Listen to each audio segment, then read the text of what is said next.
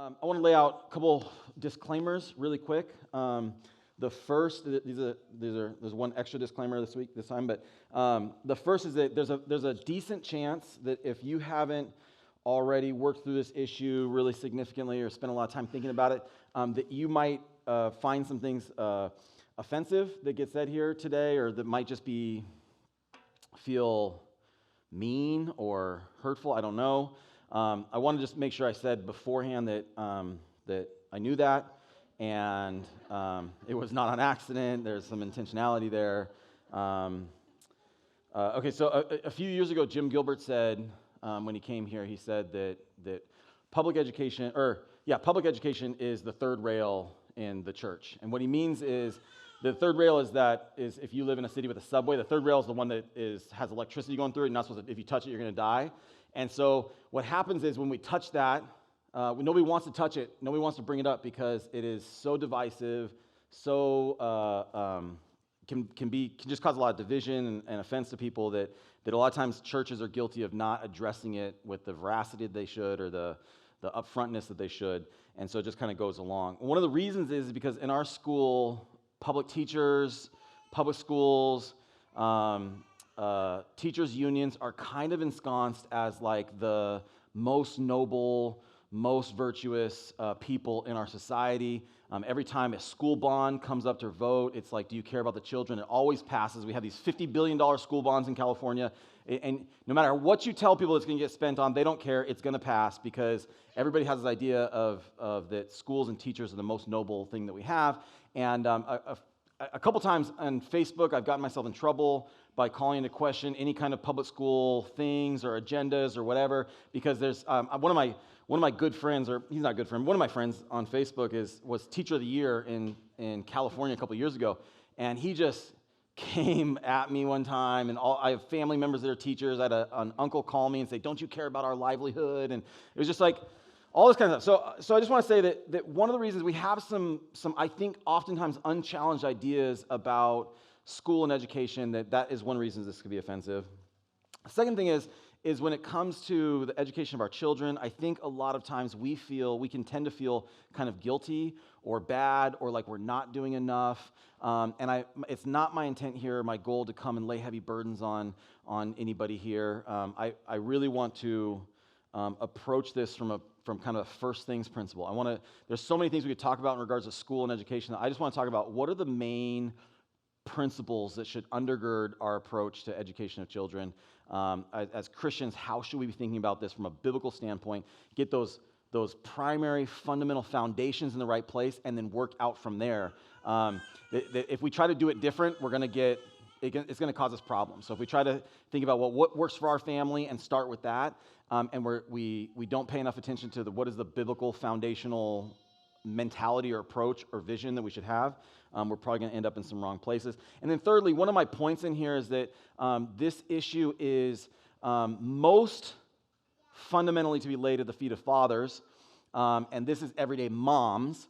And so I recognize that I could say whatever I could say here, and you might leave here with a lot of ideas or a picture of what maybe you guys should do for your kids or your family, and get home, and if your husband is not on the same page as you, it's going to be just kind of a challenging thing to go through. So we are recording this, and this will be on YouTube. And so if this is something that you think your husband would be interested in, or maybe might be profitable for a conversation or a starting place for a conversation, this is going to be accessible and available to you probably starting tomorrow, Stefan, you think? Tomorrow? Yeah, sure. Tomorrow. I'm going to say tomorrow. Allie, have it up by tomorrow. Okay. Okay. Let's jump in. Christian education.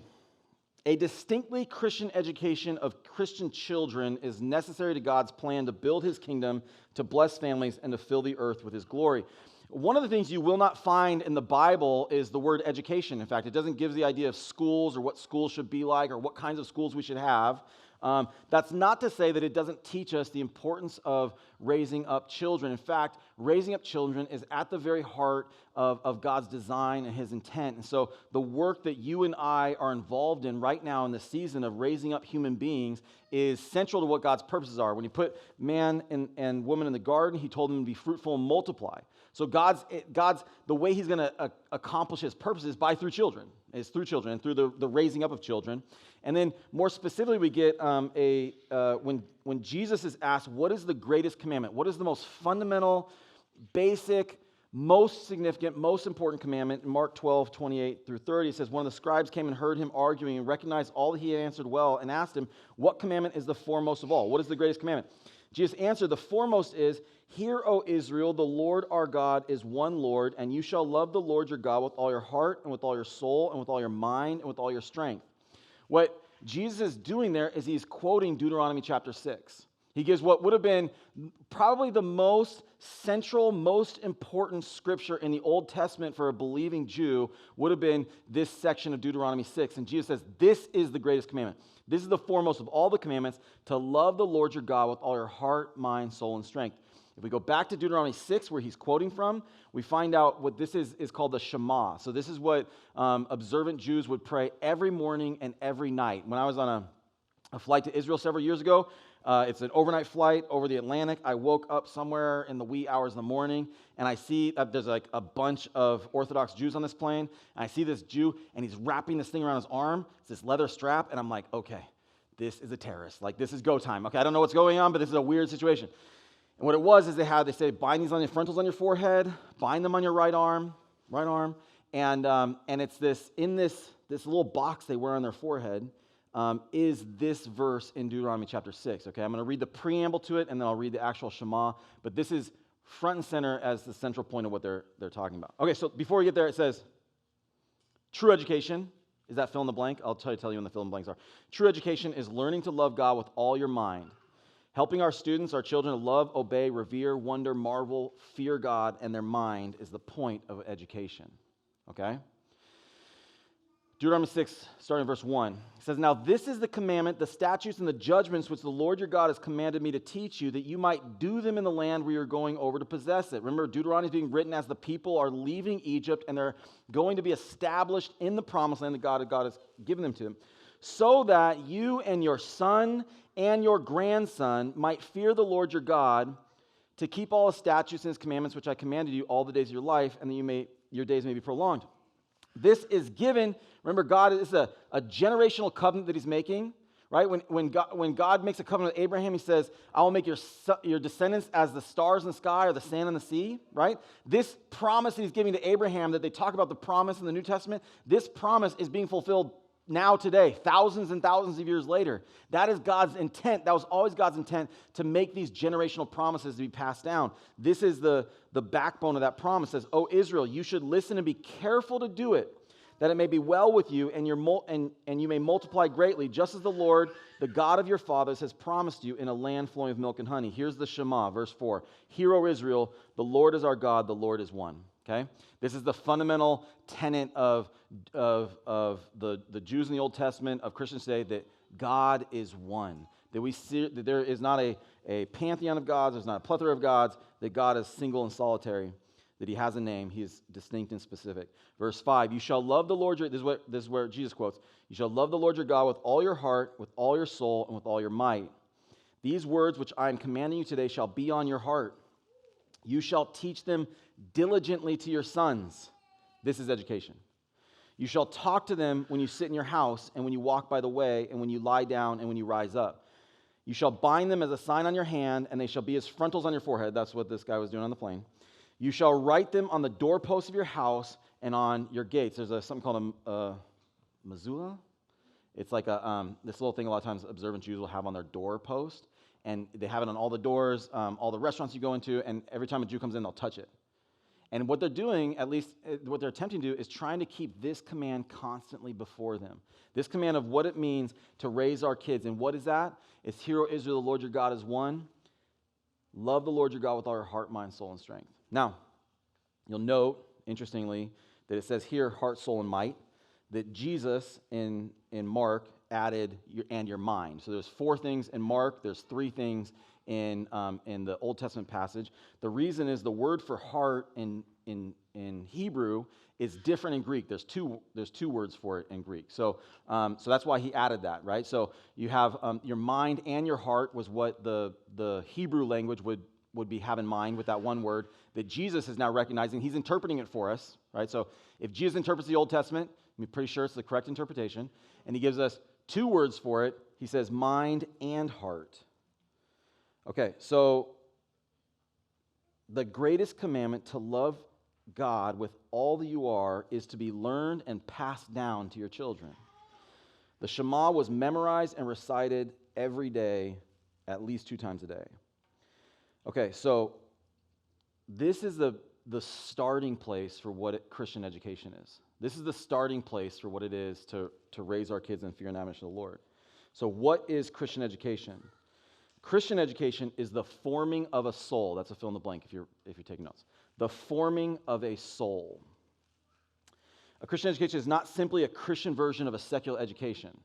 It's oftentimes how we approach it. I grew up going to public school all the way through K through 12, public school, all my college, public school. I have part of my seminary degree is done, which was a Christian school, but other than that, I'm completely 100% a product of public education. How many guys in here, that's your story too? You guys, public education all the way through.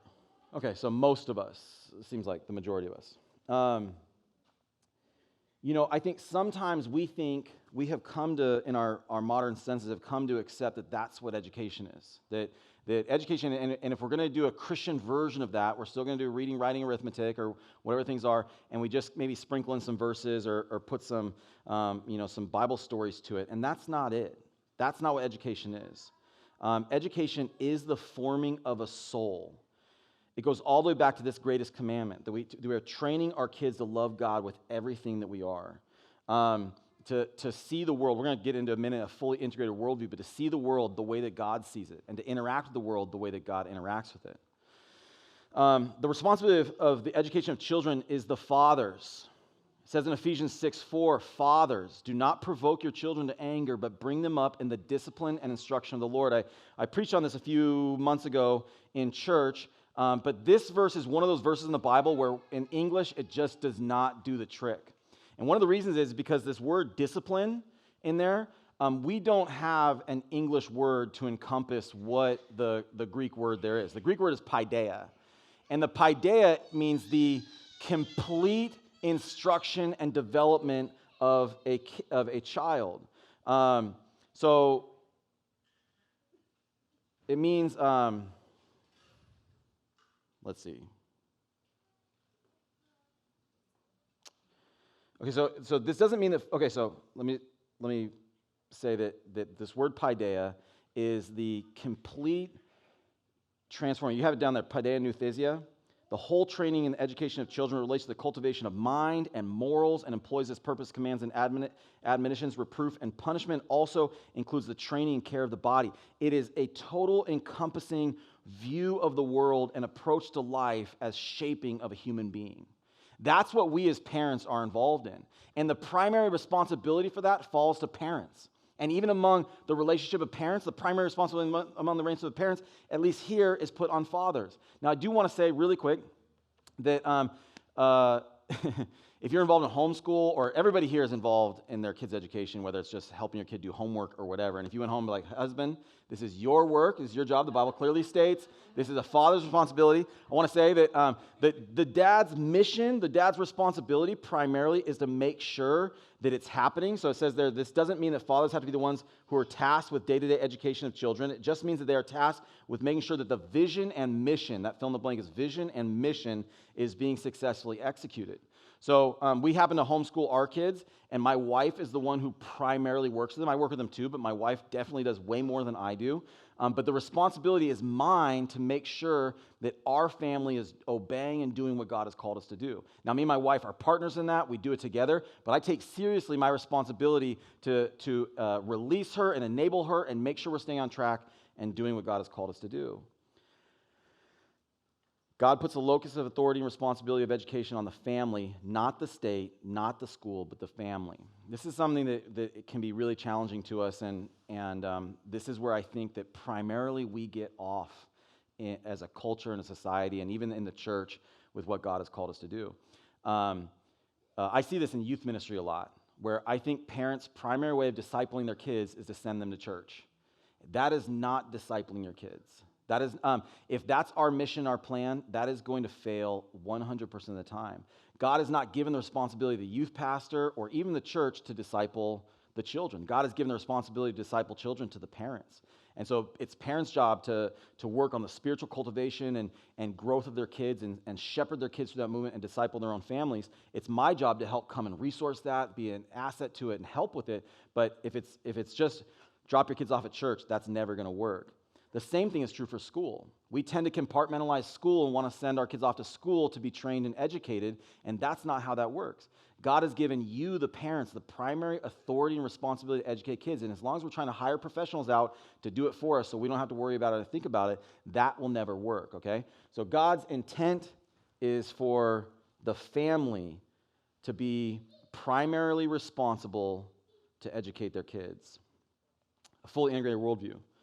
God intends for these children to grow up in a world that is dominated by the gospel when they wake up and when they go to sleep. This is the Shema, right? I want you to talk about it when you get up in the morning. I want you to talk about it when you're laying on your pillow at night. I want you to talk about it as you walk through the day. I want you to talk about it. I want you to bind it on your forehead, and I want you to bind it on your right arm. I want you to bind it on your doorposts. I want you to constantly have it before you. If we're gonna take that promise into the New Testament, becomes the covenant of God, the grace of God, the gospel, the good news. I want it to be involved and woven through every part of your life. I want it to be part of every single thing that you do. What's up, Lincoln? No. I have 5 kids. Nobody in here needs to apologize for screaming, yelling, anything like that. I feel a lot more energy and excited when I get it. So, we are fooling ourselves if we think that we can compartmentalize. That next fill in the blank is compartmentalize. Things like reading, writing, math, and science, sending our kids off to school to learn those basic fundamentals, and then have them come back home where we can teach them about God and Christianity. That's not the world God put us in. There are no secular things, okay? Listen, this is another thing that we have to figure out. There is no neutral place. There is no secular anything. Everything is God's. The whole world is God's. Every principle, every formation, every idea, every law by which this world is governed belongs to God. It says in 1 Thessalonians that all things were made by him and through him, and in him all things find their purpose. Everything belongs to God. So we can't try to piece off some things like some secular subjects for them to learn at school and then think that we're going to be able to come home and then you're going to get your Christian values. The goal is to push the gospel into the corners of everything. Now, most of us have not been shaped like that. Most of us have been shaped where the primary way that we approach the world, the primary way that we view the world is through a secular lens with the Bible kind of sprinkled in there. And if you have tried to really work and develop a biblical worldview, then you know probably, I'm almost certain, how hard you've had to work to try to overcome things that you got in early on in life of just basic assumptions about the way the world works, from TV, from culture, from everywhere, and that to uproot those things and have an actual biblical mindset has been very challenging. For me, it really was. I remember hearing sermons where Mark and Dave would say things, and I would think like, damn, they are pretty old-fashioned, you know? As a 25-year-old man, 30-year-old man, I remember thinking like, these guys need to get with the times. Like, they just don't get certain things. Okay, now, saying before he's a 43-year-old man, I think in many ways I've gone further to the right. Like, I'm more of an old man than they are on a lot of things. And I realized it wasn't them. They weren't out of fashion or out of touch or old. It was me who saw the world primarily through an unbiblical worldview. And so for us to my goal with my kids is that they're not going to have to do that. At least they're going to have to do it in some ways, but not to the same degree that I had to do it, where I had to try to tear down my own thinking, hold it up to the gospel, and realize all this conviction of where I was wrong and how I needed to come correct. But that's what we primarily do with education with kids. We should be thinking deeply about how math, health, science, geography, history, everything is understood in the light of God. Not only should we understand how to do the physics problem, but what we should do with the physics problem, what the physics problem reveals about who God is, etc. Even in things that seem like math. Okay, well, math is the same for an atheist as it is for a Christian. 2 + 2 is still 4, right? No, that's not true. God designed math.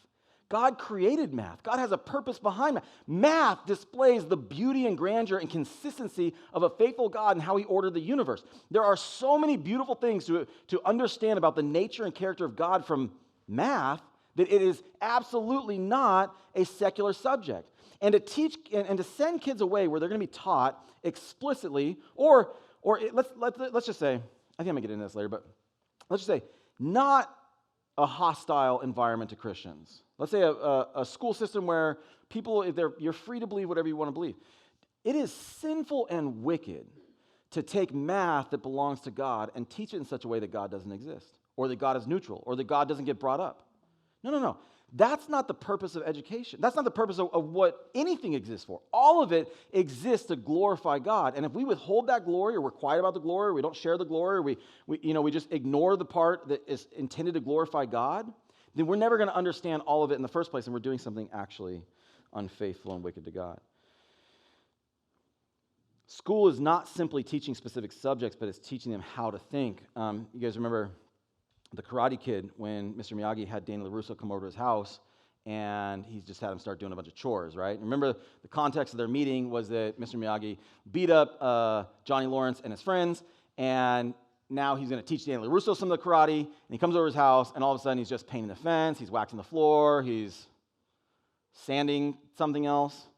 He's waxing the car, sanding the floor, and at the end of the day, Danny LaRusso was like, "This is ridiculous. I came here to learn karate. You just taught me that." And he said, "All right, show me paint the fence, right?" And he's like, "No, show me." And he teaches he's been teaching the whole time is karate, and he had no idea, right? Like the moves for painting the fence and waxing, wax on, wax off, and sanding the floor was all teaching him the ancient art of karate. School is very much similar to that. The purpose of education is very much similar to that. We're not just teaching kids information. We're teaching them how to be in the world. We're teaching them how to exist in the world. They're learning more than how to read or do long division or present in front of their peers. They're learning how to reason, how to argue, how to think. We should always have the bigger perspective in mind, right? That's one of the fill in blanks, bigger perspective. We should always have that bigger perspective in mind as we're teaching our kids. We are teaching kids. The Bible says that your children, that children are like arrows in the quiver of a man, right? That as a man goes out, what is an arrow? An arrow is a weapon. A weapon that a faithful, godly man gets to now shoot your kids out into the world. If you're one of those moms like, "My baby's growing up too fast, I can't handle it," you're doing it wrong, okay? The whole point is to grow up. If your 28-year-old kid is living in your basement playing video games, you've messed up, okay? The goal and the purpose is to raise this child up to be a weapon, useful, effective, true, that you can shoot out into the world at the enemies, to be powerful and destructive, to pull down every high thing that exalts itself against the name of God. That's what we're trying to do with kids, okay? That's what your sweet little baby, that sweet nursing baby under Megan's shirt right now is intended to be a weapon, okay? A weapon for God's kingdom, to take dominion and authority. We got to keep that in mind as we're raising our kids. That's the point. That's the purpose. So we're teaching them how to think, how to approach the world. Not only is it important that students are being taught this, but it is important who is teaching them. That next fill in the blank under "to be a teacher is a sacred calling" is the word "who" is teaching them. Jesus said in Luke 6:39-40, he says, "And he who spoke, and he also spoke a parable to them, a blind man cannot guide a blind man, can he? Will they not both fall into a pit? A pupil is not above his teacher, but everyone after he is fully trained will be like his teacher." Okay? This is Jesus in the New Testament telling us that everyone, when he is fully trained, will be like his teacher. I've seen this over and over again in life. I've seen kids go off to college and they find some professor that they just think is so brilliant, they relate to, and their life begins to be shaped by this person and changed by this person. Listen, who is teaching your kids is of central importance. What is their character? What kind of person are they? Because they are going to be shaped to be like that person. It's not only important that teachers master the material they are teaching, but it's also important that they're the kind of person that your child should emulate. That fill in the blank is emulate. Teachers have a disproportionate influence, and God designed it like that. There's a lot more to be said. For the sake of time, I'm going to try to go fast. Generational fulfillment. God is generational, and the primary way that God's plan is implemented is from the older generation teaching the younger generation. Not only is the plan worked out generationally, but the reward is given generationally. If we go back to the Shema, it says, so that you and your sons and your grandsons can live in the land that God gave you. Okay? This blessing is for us, that as we raise up these children to go and be functional and effective weapons in the kingdom of God, that we receive a blessing from that. That we as parents are going to be blessed by their faithfulness, and in their faithfulness as they pass it on to their grandchildren. You've been given something that is your responsibility to faithfully steward and grow what you've been given. This is a long-term proposition. The rewards might not come for many years or decades after the initial investment. One of the things that I think we are hamstrung by is that we tend to think, first off, in terms of what's convenient, what's easy, and what are we going to get out of it. And to think generationally means you have to think long-term. This is an issue that comes up in youth ministry all the time. To be effective at youth ministry, I'm a junior high pastor. So if I was doing junior high ministry because I really wanted the validation of junior highers to come up and say, Mr. Van Meter, thank you so much. That was a powerful Bible study. It really affected my life. I'd be very short-lived, and I wouldn't last very long. Because I'll tell you, in the 22 years since I've been doing this, I can probably count on one hand, and it's usually because the kid's just real polite and comes up and says, thank you, Mr. Van Meter. But the fruit that I'm after is going to come 10 years from now. The fruit that I'm after is going to come 15 years from now. And so in the moment, if I'm focused on, is this working, is it not working? So what I've learned is if a kid is like fallen under the power of the Holy Spirit and is just saying all the right things, I get about this much more excited. And if a kid is in sin and rebellion and really struggling, I get about this much less excited. Because my goal is not what happens to you in this moment. I've seen lots of kids who had powerful encounters with God just absolutely tank and fall into destructive lives and lives that were just total tragedies. I've seen kids who were rebellious at certain times in their life go on to such fruitfulness and faithfulness to God, starting Christian families and doing godly things and being involved in ministry, that I'm just not that worried about it. Because what I'm after is it's not right now. I'm after 10, 15 years from now. And as parents, that's what we're after.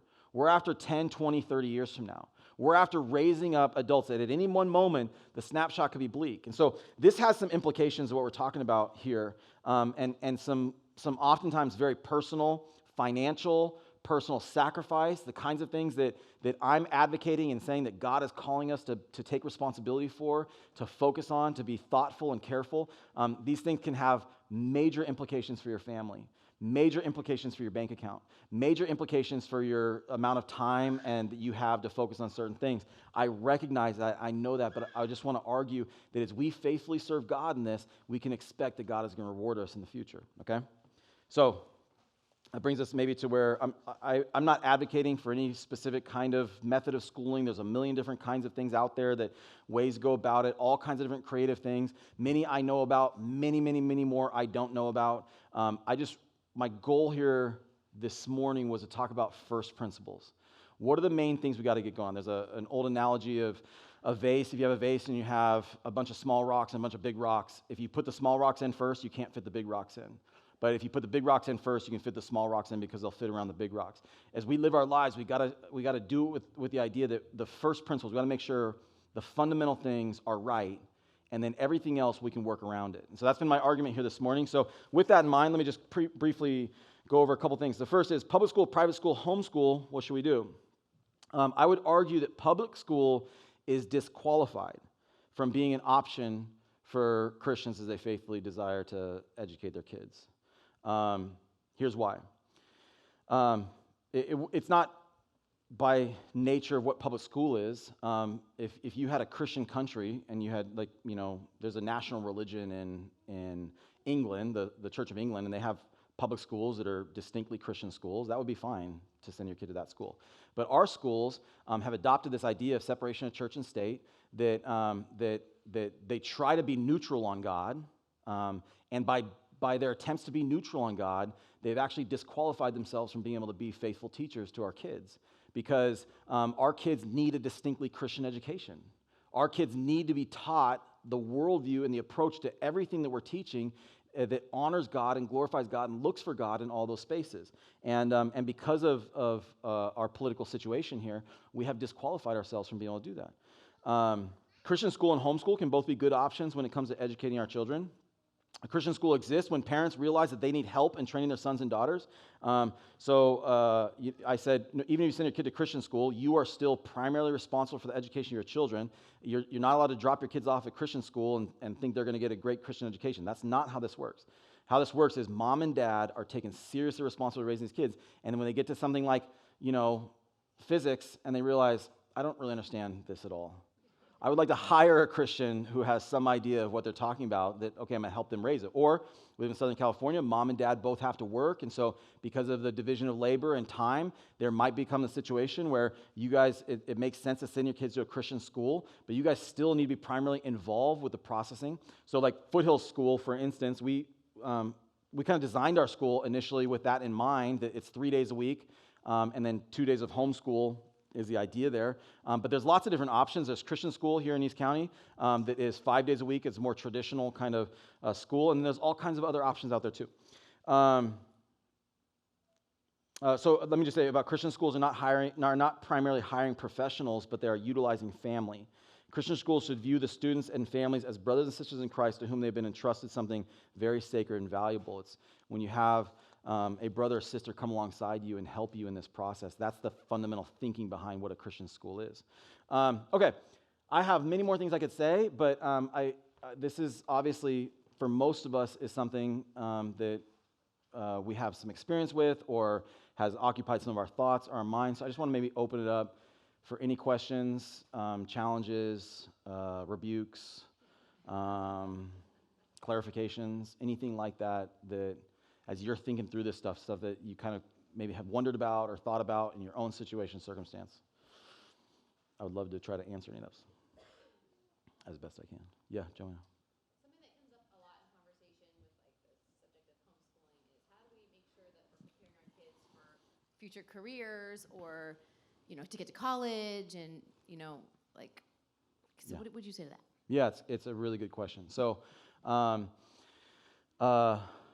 okay, so there's lots of people who say, look, God put us in the world not to come and be this kind of separate little cult that hangs out on the side. Like God's called us to be in the world.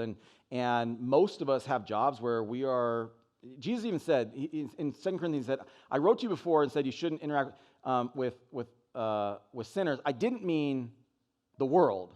Like, otherwise you have to completely go out of the world. He said with Christians who are professing Christians who are saying they're Christians but not walking with it. So how do we be in the world? And then there's some other questions with that, with just like, hey, what about college?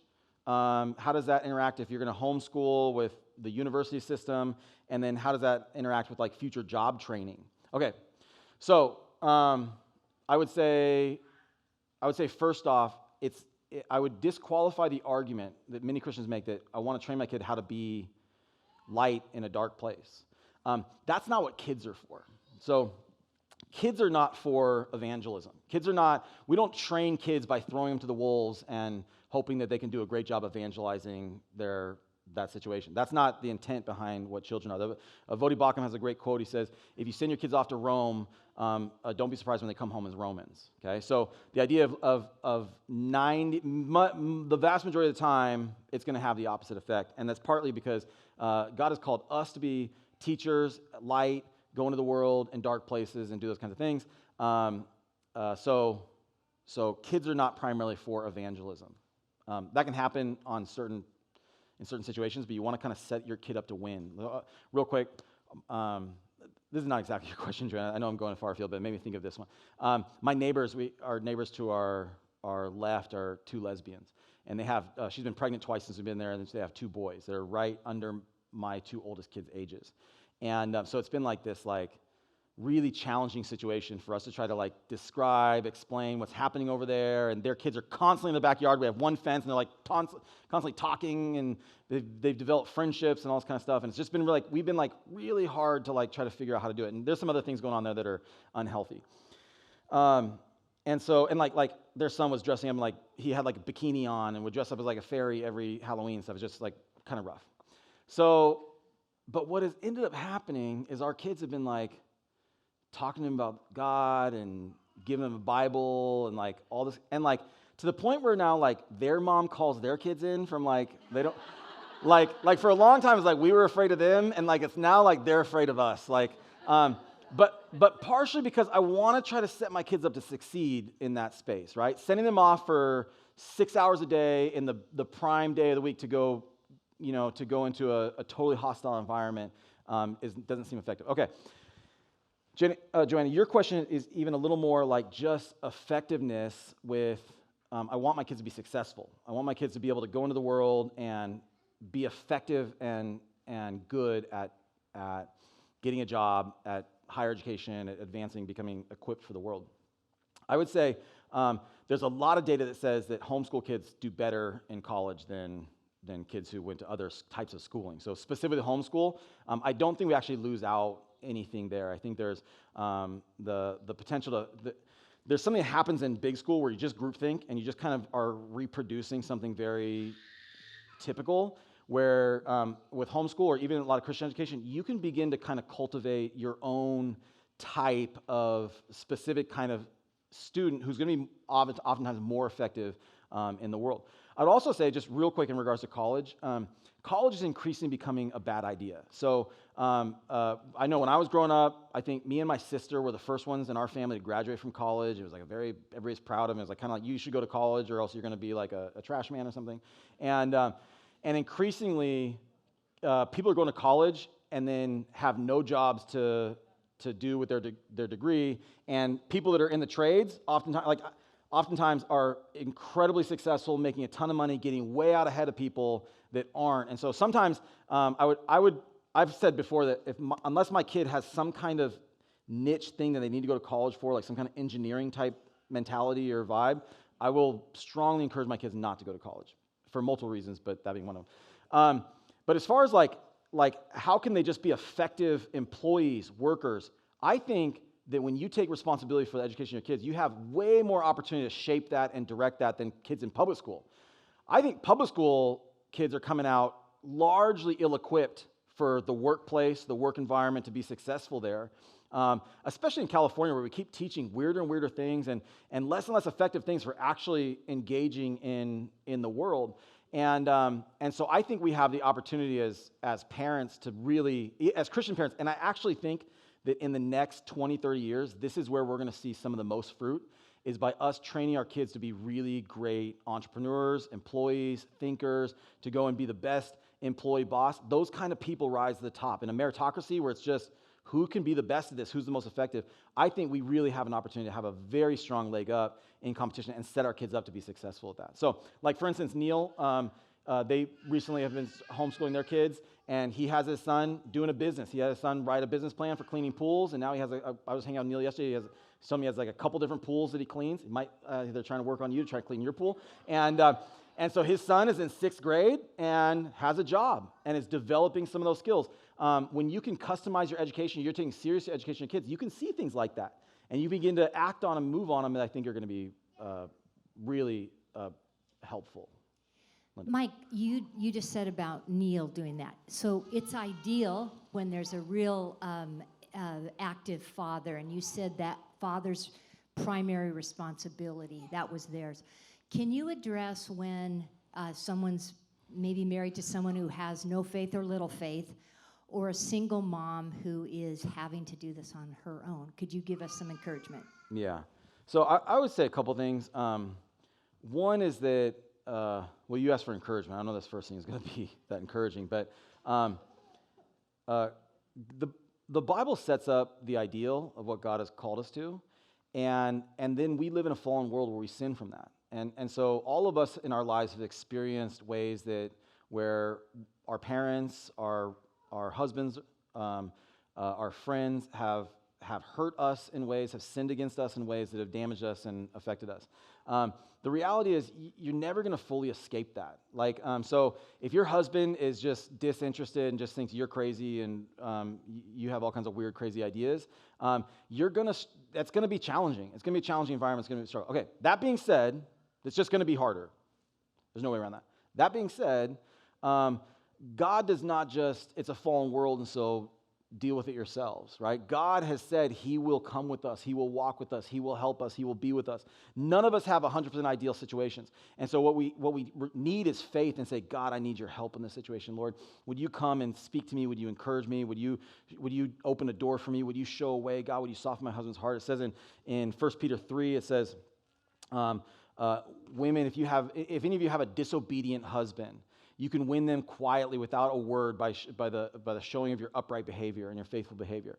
That God says, I will be with you and I will help you even in a tough situation, in a circumstance, in this specific circumstance where your husband's not on board. He says, I will be with you, and as you faithfully trust me and seek me, I will work on these situations. You might not get a 100% ideal situation, but I would say there is power and strength and faith that as you attempt to walk those things out, a lot of times God will walk with you and work with you and give you faith. And it might not be immediate. It might not be perfect. It might take time. It seems like in 1 Peter 3 that it's taking time. It's not an immediate situation.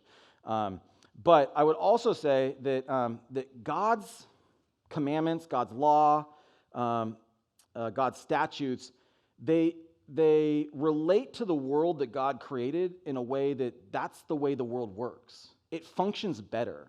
So when you take responsibility for your kids and the education of your kids, not only is you doing it because it's faithful to God, but you're doing it because it works.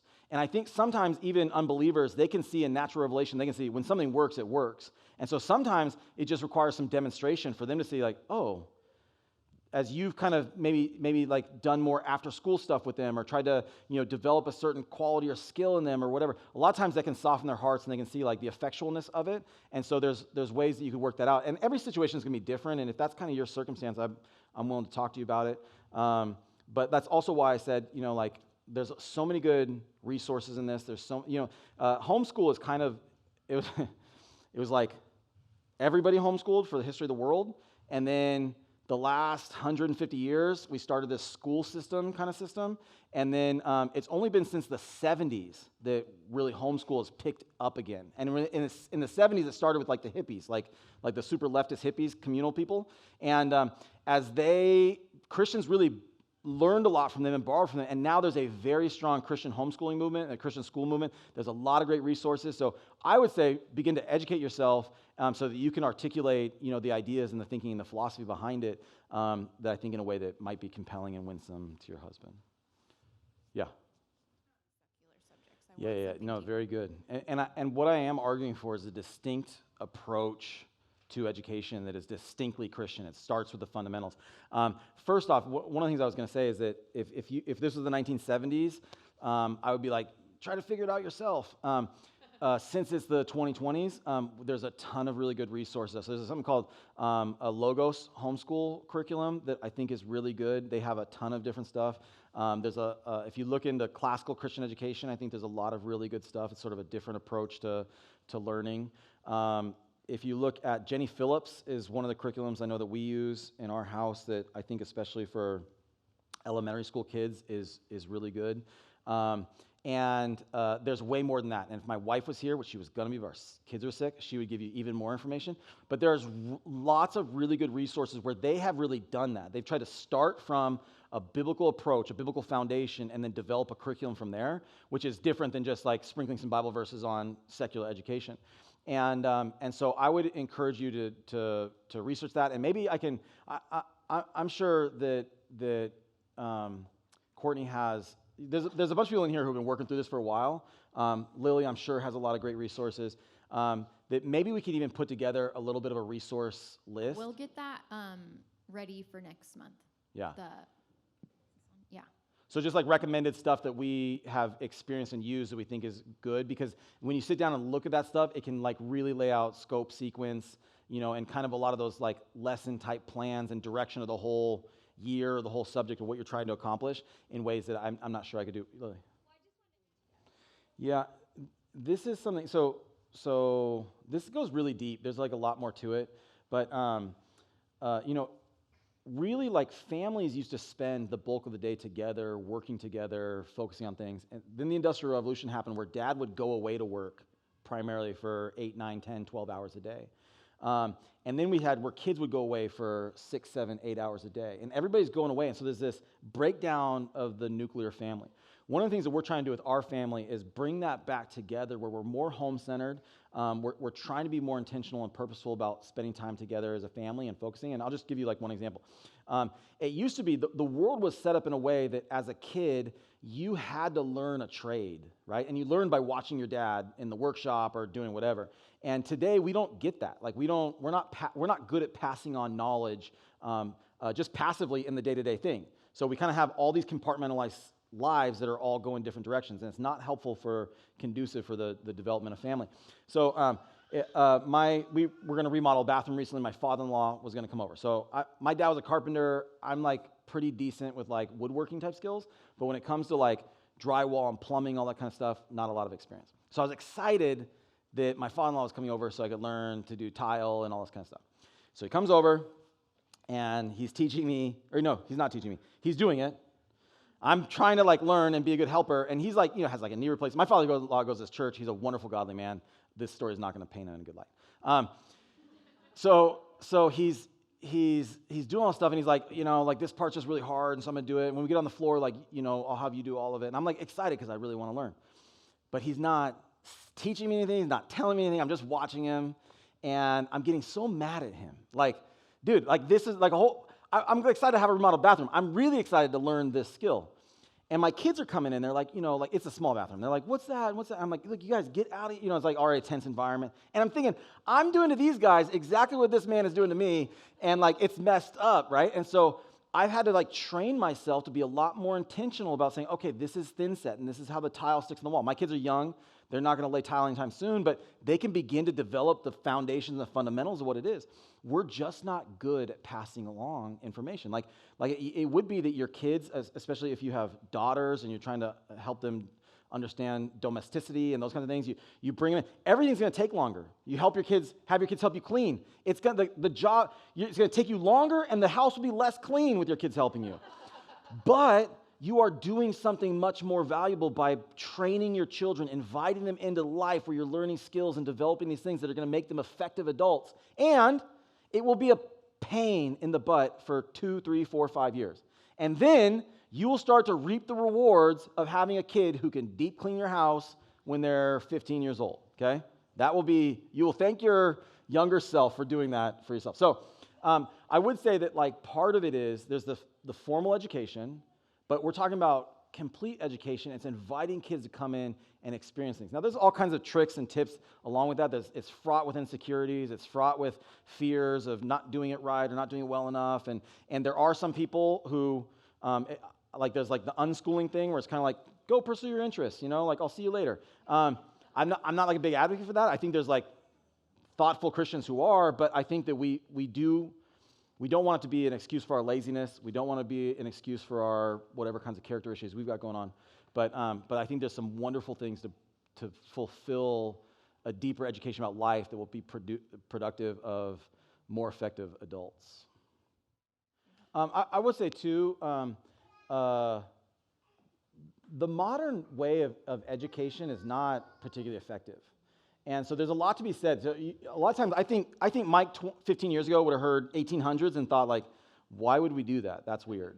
And I would just say, I think we've lost. There's a book called The Lost Tools of Learning that is also an effective book. I think it's talking about the way that we approach education.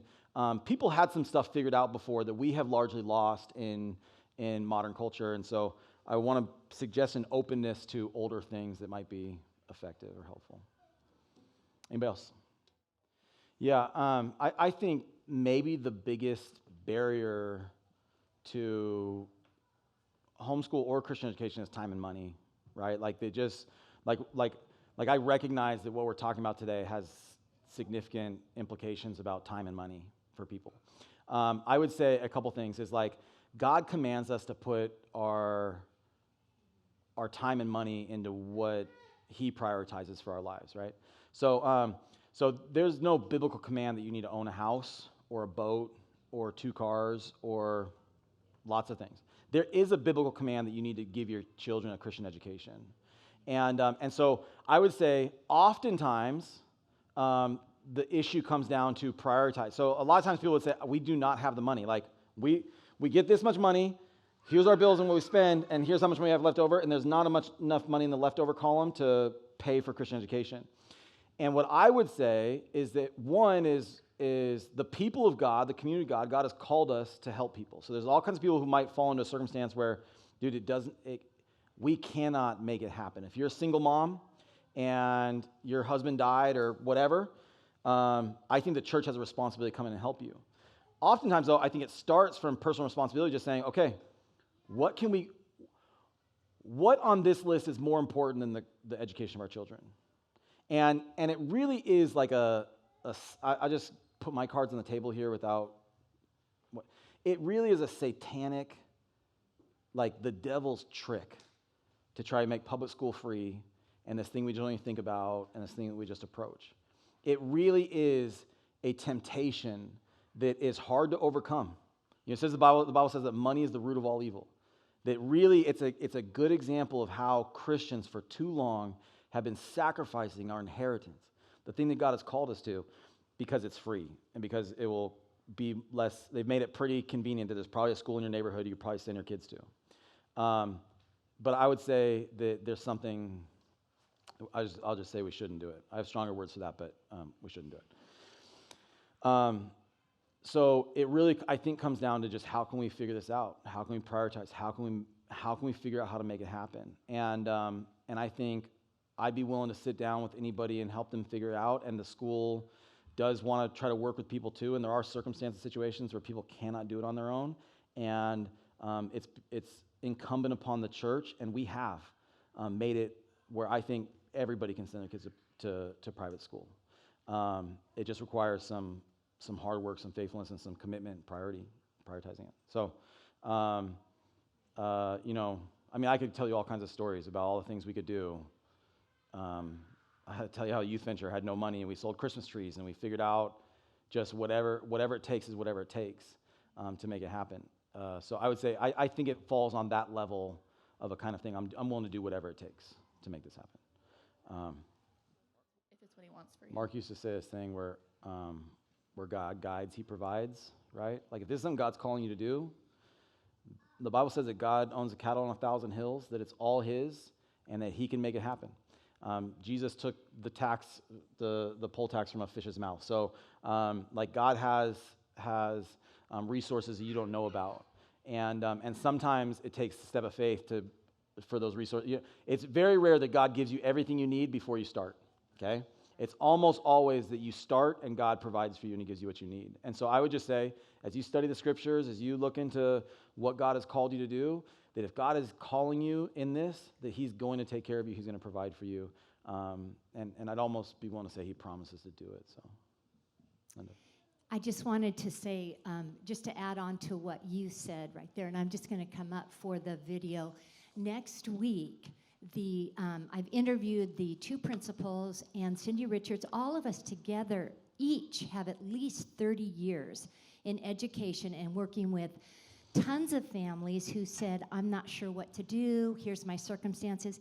The amount of stories of God's just intervention is like, you guys are going to have this faith just rise up and you're like, whoa. And I also want to say, just like childbirth and vaccines, you guys are like, you just know your way is the right way. And we have to have grace and love for each other as we take new faith steps.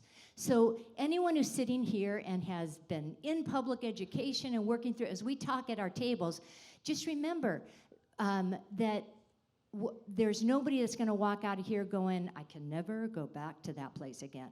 We're actually all going to take another faith step of, I wonder what God wants from me, and begin to pray.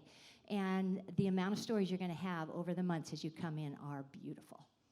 So, Mike, that was a fantastic foundation. And seriously, let's thank you. Because what he said is brave and true. So I'm going to turn this back over to Courtney.